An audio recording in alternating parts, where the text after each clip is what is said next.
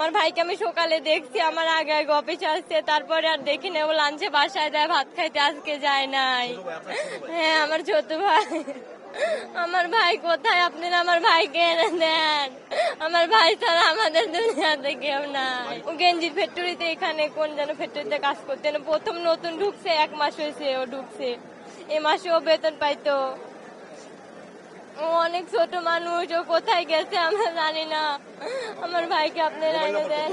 যে গার্মেন্টস এর পার্টে যে সার্চ অপারেশন আমরা করেছি, সেখানে আমরা এই পর্যন্ত 16টি মৃতদেহ পেয়েছি। 16টি মৃতদেহ পেয়েছি।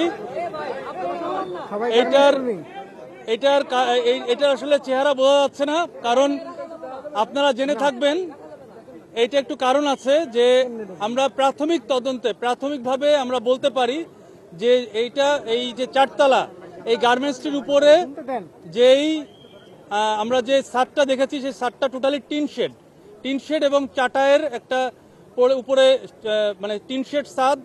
এই ছাদটা আবার বন্ধ ছিল। এখানে আমরা ছবিও পেয়েছি।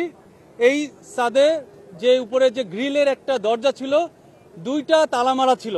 এটা এখনো তালা মারাই রয়েছে। এই কারণে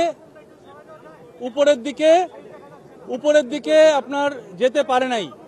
এবং নিচের দিকে আপনারা জেনে থাকবেন যে পরিমাণ কেমিক্যালের যে বিস্ফোরণটা হয়েছে প্রথম দিকে, সেটার ফ্ল্যাশ ওভারে যেই আপনার টক্সিক যে গ্যাসটা, মানে সাদা যে ধোঁয়াটা টক্সিক, অত্যন্ত টক্সিক, এটা ইনহেল করার কারণে আকস্মিকভাবেই হয়তো এতজন, আমার মনে হয়, যেটা আমাদের মনে হয় যে এটা ওনারা সেন্সলেস হয়ে মৃত্যুবরণ করেছেন। পরবর্তীতে তারা আর এসকেপ করতে পারেন নাই। এখানে এই 16 জন তো এই 16টা মৃতদেহ আমরা পেয়েছি। বিভিন্ন কর্নারে 2তলা 3তলা মিলে উপরে যেতে পারে নাই, নিচেও যেতে পারে নাই, যার কারণে একটা জায়গায় তারা হয়তো এই দুর্ঘটনায় পতিত হয়েছেন। আমরা এই যে 16 জন মারা গিয়েছেন এই পরিবারের প্রতি বিদায়ী আত্মার আমরা দোয়া করছি। এবং এটার আহত এই পর্যন্ত মাত্র একজন আমাদের ভলেন্টিয়ার, আমাদের ফায়ার সার্ভিসের কেউ আহত হয় নাই। আমাদের এই পর্যন্ত 12টি ইউনিট কার্যক্রম করেছে, এখনো কার্যক্রম করছে। আপনাদের জ্ঞাতার্থে জানাচ্ছি, আমাদের একটা পাশের মানে গার্মেন্টস অংশের ফায়ারটা নিয়ন্ত্রণ হয়েছে। গার্মেন্টস অংশের ফায়ারটা সম্পূর্ণ নিয়ন্ত্রণ হয়েছে, কিন্তু যেই অংশটুকু আপনার কেমিক্যাল, ওই গোডাউনটার ফায়ার এখনো নিয়ন্ত্রণ হয় নাই। আমরা কাজ করছি।